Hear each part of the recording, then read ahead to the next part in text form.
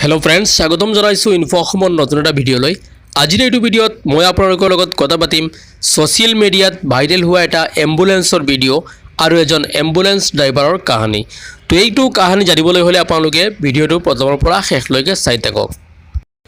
কাহিনীটো হৈছে এনেকুৱা ধৰণৰ যে চেন্নাইৰ এখন হস্পিটেলত এটি 40 দিনৰ কেঁচুৱাৰ হাৰ্টৰ প্ৰব্লেম হৈছিল আৰু সেই কেঁচুৱাটোৰ হাৰ্টৰ তৎক্ষণাৎ প্ৰয়োজন হৈছিল।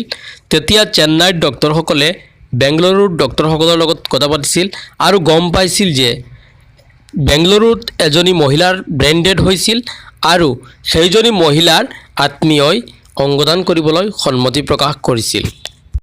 তেতিয়া কথাটো হ'ল বেংগালুৰুৰ পৰা মেংগলোৰৰ দূৰত্ব হৈছে প্ৰায় 400 কিলোমিটাৰ আৰু সেই 400 কিলোমিটাৰ দূৰত্ব অতিক্ৰম কৰিবলৈ হ'লে প্ৰায় 8 পৰা 9 ঘণ্টা সময়ৰ প্ৰয়োজন হয়। এতিয়া কথাটো হ'ল এজন ব্যক্তিৰ শৰীৰৰ পৰা যদি হাৰ্ট উলোৱা হয় সেই হাৰ্ট ভালে থাকে 4 ঘণ্টালৈকে, অৰ্থাৎ 4 ঘণ্টাৰ ভিতৰত যদি বেলেগ এজনৰ শৰীৰলৈ ট্ৰান্সপ্লান্ট অৰ্থাৎ সংস্থাপন কৰা হয় তেনেহলে সেই হাৰ্ট কাৰ্যক্ৰম হৈ থাকিব বা কাম কৰিব, অন্যথা 4 ঘণ্টাৰ পিছত যদি কৰা হয় তেনেহলে সেই হাৰ্ট নষ্ট হৈ যাব অৰ্থাৎ কাম নকৰা হৈ যাব। এতিয়া এই কামটো কৰিবলৈ হাতত আছিল মাত্ৰ 4 ঘণ্টা সময় আৰু মেংগলোৰৰ পৰা বেংগলোৰৰ দূৰত্ব আছিল 400 কিলোমিটাৰ, প্ৰায় 9 ঘণ্টা সময় লাগিছিল অতিক্ৰম কৰিবলৈ।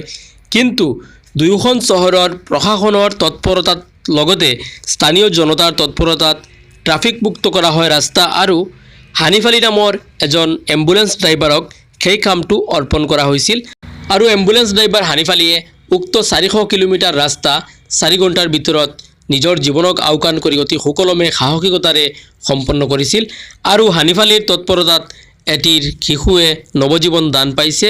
এতিয়া চাৰিওদিশে হানিফ আলীক ধন্যবাদেৰে উপচাই দিছে সকলোৱে।